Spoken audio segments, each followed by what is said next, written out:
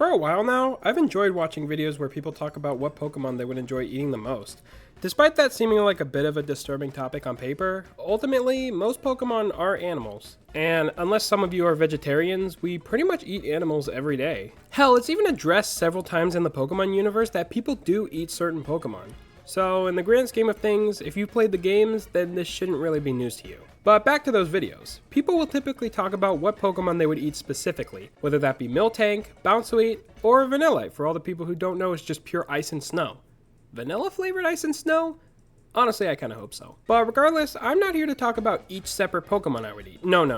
I'm here to talk about which Pokemon I would make into specific meals. Yep, I'm that hungry. Basically, it'll just boil down to me making up 3 meals out of a few Pokemon each, just to see how well they would all combine together. The only reason I'm doing this is because I thought it would be more interesting than just making a top 10 list like everyone else. But if you're curious, Combuskin would have been number 1.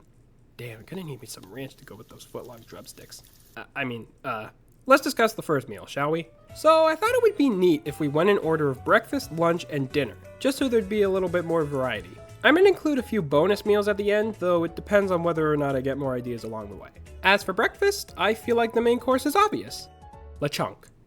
I mean, you literally use ham to make sandwiches in Pokemon Scarlet and Violet, which are the games Lechonk debuted in, so I think it's safe to say that this little guy is probably the main source of pig meat in the Pokemon universe. Plus, the whole premise of the Lechonk evolution line is the fact that they're somewhat based on perfume, for whatever reason. So I guess that would add a bit of a nice scent to whatever we cook this pig into. But speaking of which, there are many options when it comes to preparing pigs as food. The most obvious choice is bacon, which would definitely be good for breakfast. There's also spare ribs, which, despite being one of the most delicious things I've ever had in my entire life, are probably not the best breakfast option, but sausage is definitely viable. Though despite all those choices, I think I'm just gonna stick with ham, because I feel like making something a little bit more unique. Now for eggs, some of you might be suggesting execute, but they're not eggs. They're just seeds that look like eggs. I know, I'm just as heartbroken. But luckily, there's another Gen 1 mon that's related to eggs. Chansey. The games are always telling us how much it loves giving the eggs that it lays to people or Pokemon who are injured. And apparently, they taste really good. Though hopefully they're not all hard-boiled like this one move suggests, because if they can also be raw, then you know I'm having one of those things scrambled or over easy. But in this case, it would probably be over easy. Why? It's a surprise. Now to just figure out whether or not there's an English muffin or hollandaise sauce Pokemon. Actually, forget what I said. It's probably not a surprise anymore. Eggs Benedict is our first meal of the day. Yes, I was only curious to try Eggs Benedict because of sister location. I see what you were trying to type, and I will auto-correct it for you. One moment. Welcome, Eggs Benedict.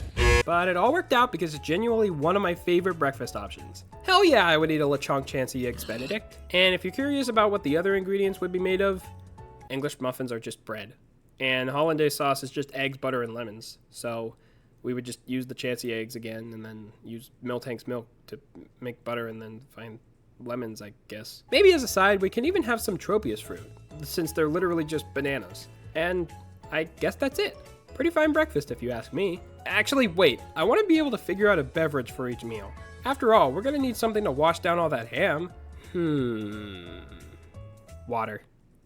Who's ready for lunch? Now, this is where things get a bit tricky. There aren't very many lunch options when it comes to cooking Pokemon, since when it seems like there's a good choice at first, you can't really find any other Pokemon to combine with it into a full meal, and I'm trying my best to not reuse any Pokemon, just to keep things fresh. However, I think I found a decent lunch option that'll make everyone happy. A chicken sandwich!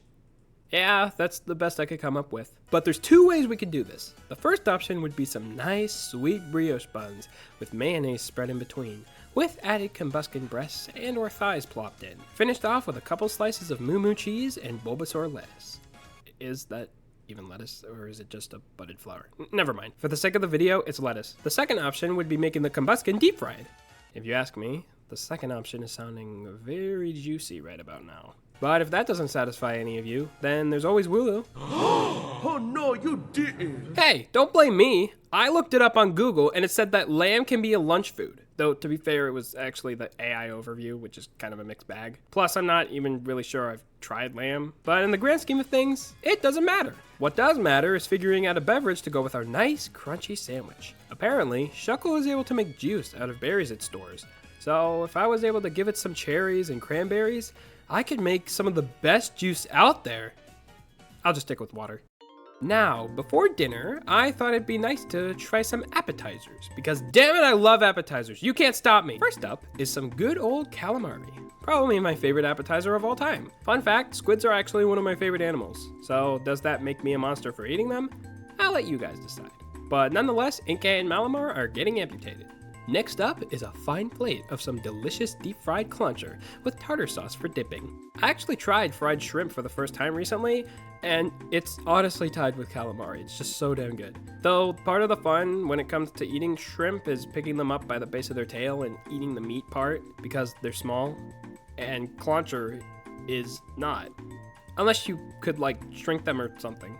It's still a great option. Now, for our final appetizer, we have stuffed meatballs on toothpicks, made entirely using meat and cheese from Miltank. Yes, I know, this is like the third time I've used Miltank, but it's literally a cow. Most meat-related foods use beef and or cheese, which is all thanks to cows, so give me a break. As you can see, the mozzarella that used to reside within the meatballs is dripping out, and it's mean cheese, and I think it was a mistake writing this video 5 hours after only having one meal the whole day. But regardless, this is quite the list of appetizers. How are we ever gonna wash all this down? Water. On to dinner! Now for this one, I decided to go for a meal that technically doesn't exist in the real world. Why, you ask? Well, I actually remembered that apparently, Slowpoke's tail can come off and grow back without it experiencing any pain. And of course, the tail is a popular dish in the Pokemon world. So I thought it'd be a more interesting dinner option. Crazily enough, someone actually tried making Slowpoke tail in real life a long time ago.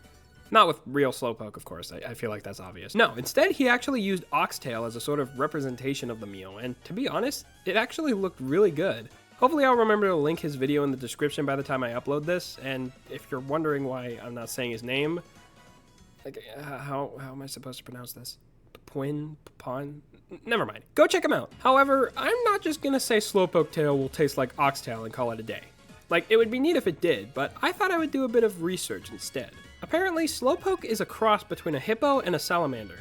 Honestly, I can see that. So if we just combine the tastes of hippos and salamanders, we'll probably get a good idea of what Slowpoke tastes like. But do people even eat hippos? Or salamanders? Yes, apparently they do. Hippo is apparently just a mixture of beef and venison, and some salamanders actually taste like prawn, which also tastes like shrimp. So I'm guessing the taste of Slowpoke would just be a mixture of land and sea meat. That honestly sounds pretty good to me. Plop that tail in the oven with some spices and oils, then cook up some tasty toadstool flaps as a side dish, and voila! The perfect meat mushroom combo. Now, I know technically toadstool is based on a woodier mushroom, but come on, let me cope. I want to be able to eat white mushrooms in the Pokemon world. Let me have this! As for a beverage, I'm just gonna be genuine and say water. Like, I know all the other times I said water, it was a joke, but like, what could be more perfect than washing down meat and mushrooms with some delicious ice-cold water? Probably Pepsi or something, I don't know. Now, it might seem like this is where the video ends, but you're wrong. I have a couple ideas for dessert. Let's start off with probably the most simple one, Cherubi. That's it. Apparently, the second head is meant to be super delicious, as it's heavily suggested that people have indeed tried it. Plus, bird Pokemon try to steal it. That sounds great and all, but like, this thing has a face. Unless it just isn't alive or something? It's probably not. Stick several of them on a cake or something and we're good to go. As for our final dessert, let's take a look at Appleton and Alcremie. I don't think I even need to explain why apple pie and whipped cream would make a fantastic dessert, but to clarify, the skin that makes up Appleton's back can apparently be picked off and eaten, as children used to have it as a snack. Wait, used to? So like, why not anymore? Do children just not like apple pie anymore, or does picking the skin off an Appleton's back hurt it? I like to imagine it's just another Slowpoke situation where it can just grow back and doesn't cause any pain or discomfort whatsoever. And Alcremie can just shoot whipped cream from its palms, so we're all good.